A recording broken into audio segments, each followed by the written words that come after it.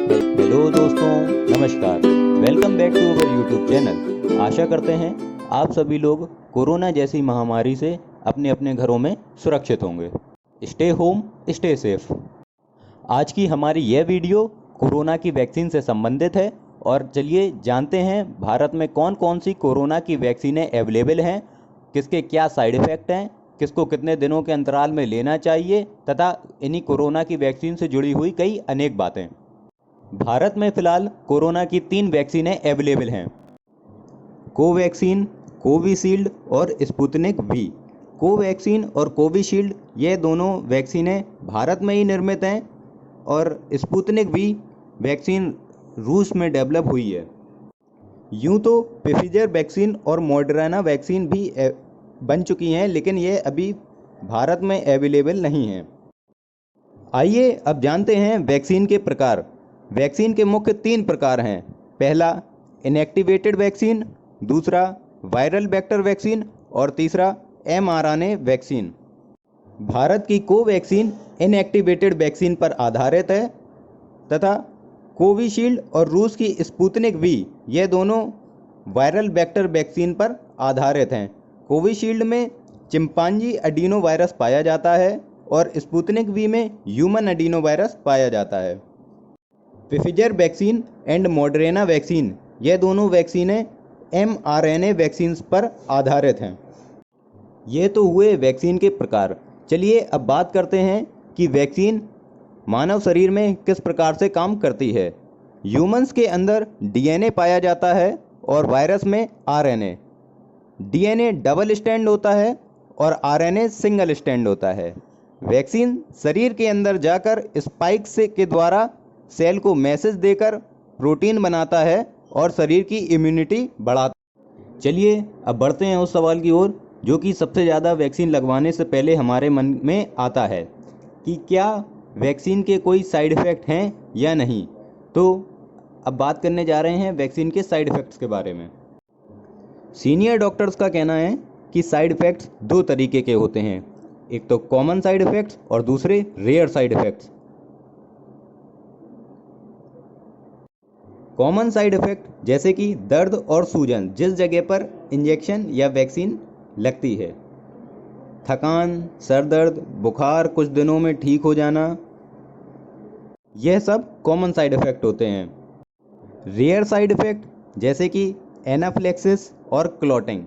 एनाफ्लेक्सिस यानी कि किसी भी प्रकार का antigen allergic reaction.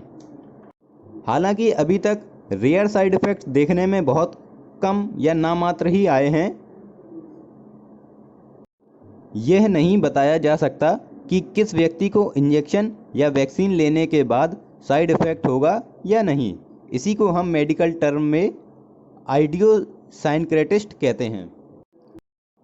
Covid vaccines के डेटा को एनालाइज करने के बाद डॉक्टरों का कहना है कि आमतौर पर कॉमन साइड इफ़ेक्ट्स ही देखने को मिल रहे हैं, जो कि एक आम बात है।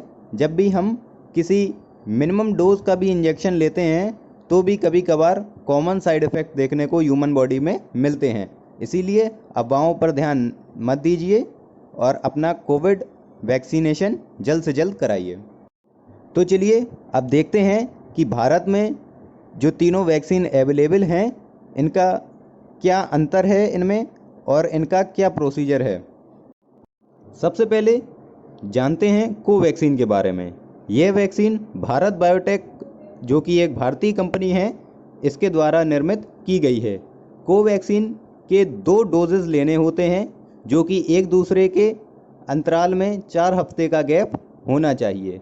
इस वैक्सीन का असर 6 हफ्ते बाद के इम्यूनाइजेशन के बाद होता है।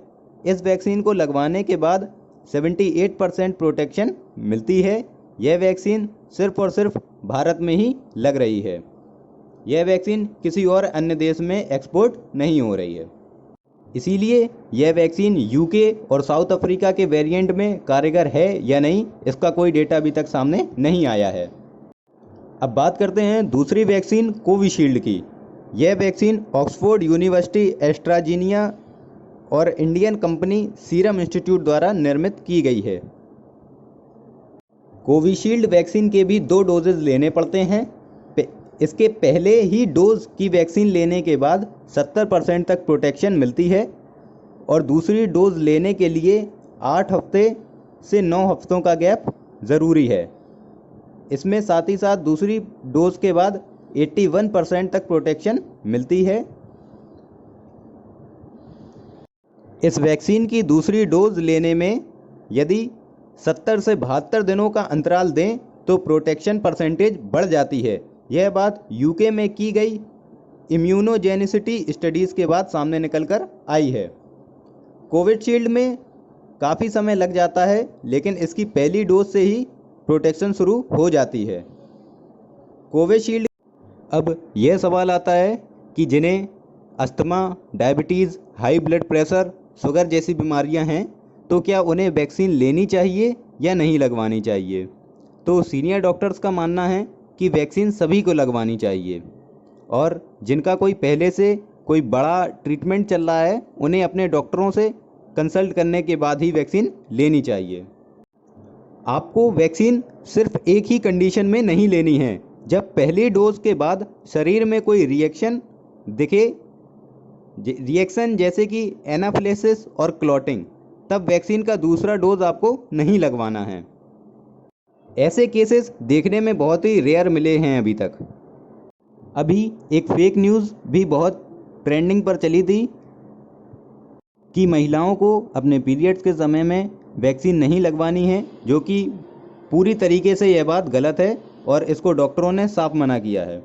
सिर्फ प्रेग्नेंट महिलाओं को ही अपने डॉक्टर से कंसल्ट करने के बाद ही वैक्सीन लेनी है। तो चलिए अब जानते हैं कि 18 साल से कम बच्चों को वैक्सीन लगवानी है या नहीं। जी हाँ, तो वैक्सीन सभी को लगवानी है। प्फिजर की वैक्सीन 16 से 18 साल के बच्चों के लिए दावा करती है और बाकी की अभी तक की सारी दूसरी वैक्सीनें 18 प्लस एज के बच्चों के लिए हैं। बच्चों के अभी प्फिजर वैक्सीन की टेस्टिंग में लगातार लगा हुआ है। उम्मीद करते हैं इसमें उसे जल्द से जल्द सफलता हासिल हो। Thank you. और यदि आपके मन में कोई सवाल कोरोना से या इसकी वैक्सीन से रिलेटेड रह गया हो तो हमें कमेंट बॉक्स में कमेंट कर ज़रूर बताएं। Thank you. तो बस दोस्तों, आज के लिए इतना ही। अगर आपको हमारी वीडियो वैल्यूएबल और अच्छी लगी हो तो इसे लाइक करें, अपने दोस्तों के साथ शेयर करें और अगर आप हमारे चैनल पर नए हैं तो इसे ज़रूर सब्सक्राइब करें।